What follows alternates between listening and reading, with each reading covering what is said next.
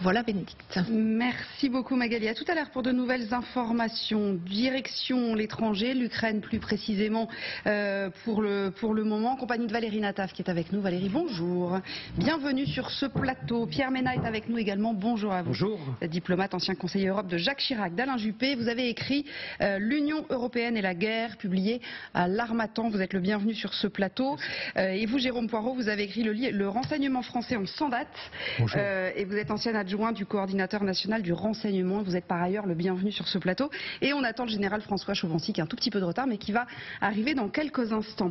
Alors on va partir à Bakhmout évidemment parce que les soldats russes de Wagner principalement sont désormais tout près du centre-ville de Bakhmout. Les combats s'intensifient de jour en jour. Les Ukrainiens assurent que plus d'1 millier de soldats russes sont morts en seulement une semaine et encore plus seraient hors de combat, c'est-à-dire blessés et plus en état de combattre. Écoutez Volodymyr Zelensky dans sa communication d'il y a quelques heures. En moins d'une semaine depuis le 6 mars, dans le seul secteur de Bakhmout, ils ont réussi à éliminer plus de 1100 soldats ennemis. Ce qui représente des pertes irréversibles pour la Russie, des pertes sur place, près de Bakhmout. En outre, au moins 1500 autres pertes sanitaires de l'ennemi. Il s'agit de blessures incompatibles avec la poursuite des combats. De plus, des dizaines d'unités d'équipement ennemis ont été détruites. 1100 soldats morts, 1500 hors de combat. Ces chiffres sont évidemment invérifiables, mais les dernières images qui nous parviennent montrent la violence extrême des affrontements, voire même du corps à corps dans certaines rues, notamment de Bakhmout. Anne-Sophie Châtenay. Le message transmis ce matin par l'armée ukrainienne ne laisse pas de place au doute. Plus que jamais à Bakhmout, le combat tourne au face-à-face. Des détachements d'assaut du groupe Wagner attaquent depuis plusieurs directions en tentant de percer la défense de nos troupes et d'avancer vers les quartiers centraux. Se rapprocher coûte que coûte de l'épicentre de la ville, c'est bien l'objectif de Wagner, en première ligne côté russe. Plus nous sommes proches du centre-ville, plus durs sont les combats. D'après les renseignements britanniques, la milice a pris ces derniers jours le contrôle d'une grande partie de l'est de Bakhmout. Samedi, Wagner affirmait être à peine à plus d'1 kilomètre du centre-ville avec une stratégie, prendre en étau les forces ukrainiennes. Il est important pour nous que les soldats couvrent nos flancs. Si les flancs sont couverts, tout est à découvert. Si ce n'est pas le cas, alors les Ukrainiens qui se trouvent à l'intérieur de Bakhmout seront encerclés. Le centre administratif de la ville est situé à environ 1,2 km.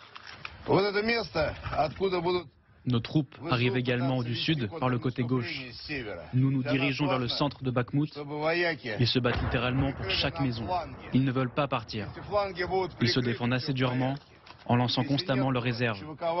Nous allons au centre de Bakhmout. Des combats maison par maison, immeuble par immeuble, qui ne sont parfois plus que des champs de ruines, comme sur ces images de propagande. Les forces russes avancent, mais malgré tout, l'armée ukrainienne veut tenir et prouver qu'elle est encore bien présente en ville, comme sur ces images filmées par un bataillon. L'armée affirme même repousser les tentatives ennemies. La bataille pour Bakhmout, dévastée mais pas encore tombée à cette heure, est la plus longue depuis le début de la guerre. Oui, parce qu'elle dure depuis l'été dernier quasiment et elle est extrêmement meurtrière. Alors on se posera tout à l'heure la question de la nécessité de maintenir les troupes ukrainiennes dans la ville, mais on fera ça à partir de 15h30 parce qu'il y a évidemment une raison à ce sacrifice ukrainien. D'abord sur ces combats précisément, il semblerait, je vous le disais tout à l'heure dans le sommaire, qu'une usine soit l'un des refuges des Ukrainiens, ce qui nous fait évidemment penser à Azovstal, Benjamin Cruard. Cette usine s'appelle Azom. Oui, et d'ailleurs, les Ukrainiens, regardez, mettent en scène un peu cet aspect forteresse avec les snipers qui abattent tout ce qui passe justement devant leur viseur dans ce complexe industriel. On est ici, vous voyez, au nord de Bakhmout, le complexe industriel Azom, métallurgique. Tiens, ça c'est le comparatif avec Azovstal. Vous voyez que ça prend pas mal de place à l'échelle de Bakhmout. Alors, il faut quand même aller doucement sur les comparatifs avec Azovstal. On est sur 1 km² à peu près. Azovstal, c'était plus de 11. Donc on est 10 fois moins. Par contre, ça fait quand même 1,5 km à prendre. Et 1,5 km à prendre dans un complexe comme ça, c'est loin d'être évident. Surtout que qui dit complexe métallurgique fabrication soviétique, dit souterrain. Ce site internet spécialisé dans l'industrie ukrainienne dit l'usine possède un réseau de communication souterrain avec sa propre source d'eau et ses propres générateurs. Les Russes parlent déjà de combat dans les souterrains. Ça va être à confirmer, mais en tout cas, vous voyez que ça va pas être simple. Alors les Russes disent qu'ils sont entrés dans l'usine, c'est ça? Alors oui, il y a ce soldat ukrainien sur internet qui parle de faire un comparatif avec Stalingrad pour dire qu'il y a beaucoup de pertes côté russe, mais néanmoins, ce qu'il dit aussi, c'est que les Russes ont quand même réussi à mettre un pied dans le complexe. Écoutez-le. Les Russes ont pénétré dans le complexe industriel. On va essayer de les expulser. Ils ont renforcé leur position durant la nuit. Mon groupe de reconnaissance les a localisés et tente de frapper leur position. Alors même si les Russes ont mis un pied, s'ils ont mis un pied ici, il reste encore tout ça à prendre et ça fait 1,5 km. C'est ce que je vous disais. Par contre, c'est une bataille importante parce que si vous prenez ça ensuite derrière là, ce que vous avez, c'est le centre-ville de Bakhmout. Ah oui, alors c'est ça, Général Chauvency, c'est qu'effectivement, si l'usine est prise, on peut en faire un corps tranché assez costaud, puisqu'il y a effectivement des souterrains, et puis on est directement dans le centre-ville. Et là, si le centre-ville tombe, la ville tombe.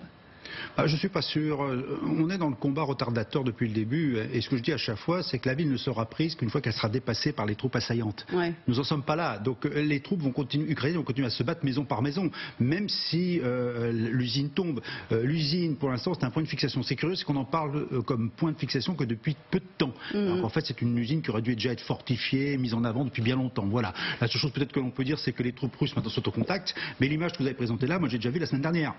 Donc ça fait déjà plusieurs jours que les troupes russes finalement se sont infiltrées partiellement dans cette usine. Et puis je retiens effectivement 1 kilomètre, je dirais, à pied en combattant dans une usine souterraine, comme dire l'autre, ça va pas être de la tarte. Hein. Oui. Donc est-ce que les Russes ont appris quelque chose de Mariupol?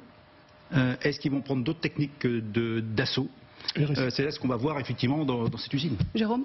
Oui, et réciproquement. Là, ce qui est très intéressant, c'est que ça ressemble à Stalingrad, c'est-à-dire, c'est pas comme ailleurs dans Bakhmout où les combattants sont face à face, ils sont aussi les uns au-dessus des autres. Oui. À Stalingrad, il y avait une interpénétration, donc vous pouviez être de l'autre côté des lignes ennemies et combattre des Russes ou des Allemands qui étaient au-dessus. Donc c'est un type de combat qui est très très particulier. Alors effectivement, les Russes continuent à mettre des moyens. Là, vous avez encore un témoignage exceptionnel de ce soldat ukrainien qui explique ce qui se passe, ce qui est quand même, c'est exceptionnel. Et il dit ça de manière assez décontractée d'ailleurs. C'est ça qui est frappant. Ah oui, c'est impressionnant. De sang-froid. Oui, oui. Les Anglais diraient, ou les Américains diraient cold turkey, quoi. Ils nous expliquent que les Russes sont pas loin. Non mais, excusez mon côté béotien en général, mais il y a peu de témoignages de soldats, aussi aguerris fussent-ils, qui soient aussi posés, réfléchis, oui ils sont là, on va essayer de les retarder. A priori, ils ne sont pas tous militaires de carrière. Ils sont a priori pas tous militaires de carrière en plus. Hein. Donc ils ont pris les armes il y a un an. C'est impressionnant. Parce qu'au bout de quelques mois de combat, vu ce qu'ils subissent, ils sont des combattants de carrière, des soldats de carrière. Et puis, ne me prenez pas sur mon sourire. J'étais tout à fait d'accord avec vous. Et là, effectivement, nous avons des gens calmes parce que ils sont dans la guerre, ils font le job et ils sont, je crois, habitués à ce qui se passe et sont prêts à toute éventualité. C'est ça la force morale. Et l'exemple vient d'en haut parce que de tous les interlocuteurs qu'a eu Volodymyr Zelensky, tous s'accordent à dire que le calme, le côté réfléchi, posé du président ukrainien est aussi notable pour tous ces interlocuteurs occidentaux. Darius Rochebin nous le disait, hein, voilà, quand il est rentré de Kiev. C'est quand même en chef de guerre, je ne sais pas comment était Churchill, j'étais pas encore né, mais il y a là une forme de force intérieure, et donc l'exemple vient d'en haut, c'est peut-être aussi pour cela que les soldats ukrainiens sont comme ça. J'entendais beaucoup Pierre Ménat à la radio ce matin, des gens qui disaient, mais vous savez, dans ces pays-là, et la Russie en premier, mais l'Ukraine également, on s'aperçoit donc qu'il y a des souterrains partout, des abris anti-atomiques, le métro de Moscou qui est très profond, justement fait pour ça, etc. Il y a une espèce de, pas de tradition de la guerre, mais de société qui s'est construite pour pouvoir éventuellement parer à la guerre. Oui, tout à fait. Après, cela dépend. Mais bien sûr, vous avez raison. Donc, on peut dire qu'il y a une tradition de la guerre, enfin une histoire de la guerre. Ce sont des territoires, quand vous regardez l'historique, qui ont été séparés, qui ont été en proie à la guerre. Et même, ça s'étend beaucoup plus loin, même la Pologne, l'Ukraine, enfin, c'est ce qu'il en reste aujourd'hui, parce qu'en fait, c'est des territoires qui ont beaucoup évolué. Maintenant, il y a la stratégie, comme cela a été dit, la stratégie du président Zelensky, donc, qui est évidemment le chef de guerre, donc, et qui a décidé de résister. Alors, peut-être pour différentes raisons, pour user les forces russes, pour attendre les armements qui pourraient arriver, donc pour plusieurs raisons. Il est évident qu'il y avait une autre stratégie possible, mais c'est celle qu'il a jouée. L'autre stratégie possible, ça aurait été, mais là je parle sous le contrôle du général, ça aurait été d'évacuer cette ville de Bakhmout, qui après tout ne présente pas quand même un intérêt stratégique majeur, et de mener pour pouvoir mieux mener des contre-offensives. S'ils ont fait cela, c'est qu'ils ont leur raison. On en parlera après 15h30 des raisons, parce qu'effectivement il y a même des raisons tactiques. Mais ceci dit, général, c'est vrai pour les Russes, quand bien même ils obtiendraient Bakhmout. On peut imaginer les raisons importantes pour eux, ne serait-ce que pour l'acheminement. Mais tout est défoncé. Il n'y a plus rien qui tient debout. Les routes sont par terre. Les routes sont détruites. Il n'y a plus rien. Est-ce qu'il y a une ville en Ukraine ayant subi des combats qui soit différente de Bakhmout? Moi j'ai l'impression que toutes les unes après les autres, ces villes sont détruites complètement, parce que c'est du tir d'artillerie, c'est pas uniquement des combats maison par maison, tout est détruit. Je crois que quand on parle de reconstruction de l'Ukraine après la guerre, on parle quand même des sommes faramineuses de 350 milliards au moins de dollars, toutes ces villes sont détruites. Mais quand on dit on détruit les bâtiments, on comprend. Les bâtiments sont détruits, les infrastructures sont détruites, très bien. Les routes, elles sont défoncées aussi. On ne fait plus passer des blindés, de l'acheminement, Bien que, si vous regardez les images, vous apercevez, on en voit là, que quand même l'habitat est quand même assez particulier. En France, je ne suis pas certain qu'on ne pourrait pas aussi bien circuler que ce que je vois là. Vous voyez, il y a des grands axes, les maisons sont très éloignées les unes des autres, il y a de l'espace pour manœuvrer, ce qu'en France on ne peut pas faire dans nos villages et dans nos villes. Ce ne sont pas des immeubles qui tombent sur les routes, donc effectivement. Voilà, normalement on aurait des débris. À partir de quel moment considère-t-on qu'une ville est tombée? Parce que vous me disiez tout à l'heure, c'est pas parce qu'il y a des combats en centre-ville et qu'il y a un Russe qui est arrivé dans le centre-ville que cette ville est tombée. Non, il faut la dépasser. Et une fois qu'on l'a dépassée, c'est qu'on en contrôle tous les accès, on nettoie ce qui reste s'il en reste, et on se réinstalle de l'autre côté face à l'ennemi. C'est comme ça qu'on peut dire qu'une ville est prise. Autrement, tant que les combats ont lieu, on en parlait de Stalingrad tout à l'heure, tant qu'il y avait des combattants, Stalingrad n'était pas tombé. Donc c'est ça la différence. Alors effectivement, vous allez dire c'est peut-être artificiel. Non. Dès lors qu'on a dépassé une ville, c'est qu'effectivement on peut d'abord la nettoyer, s'installer, s'en servir, et on passe à la phase suivante.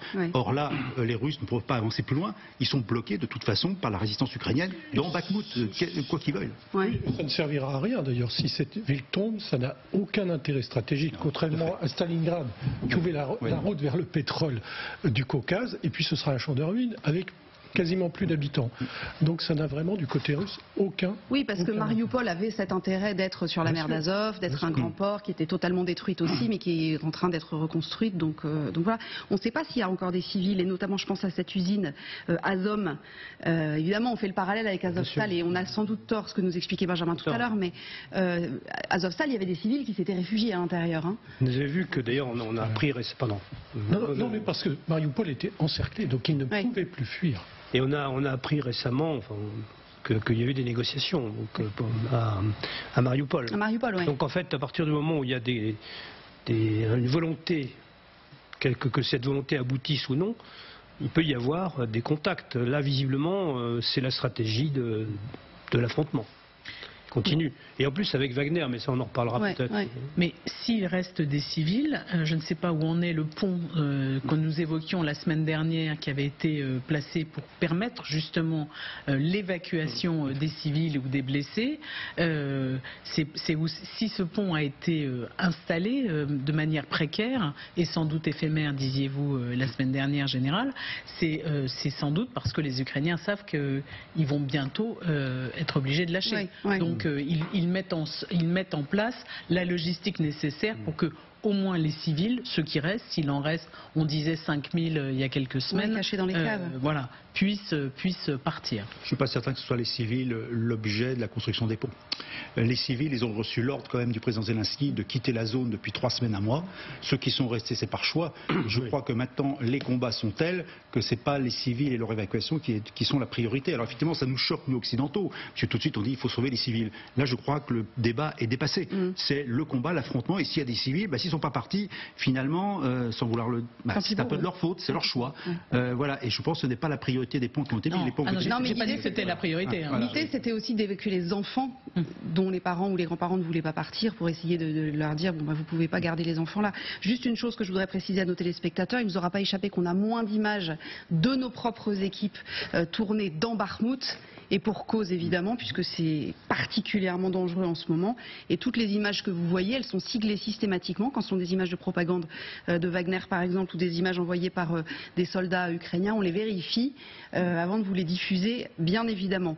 Voilà, il fallait le dire. Alors on va se retrouver dans un instant et essayer de comprendre justement ce que vous disiez, Pierre Ménat, tout à l'heure, pourquoi les Ukrainiens s'entêtent en fait à Bakhmout, cette bataille qui est si meurtrière. Il y a sans doute on a sans doute un début de réponse quasi officielle, figurez-vous. Effectivement, Kiev prépare la suite. A tout de suite. Votre programme avec Groupe Verlaine, installateur de panneaux solaires.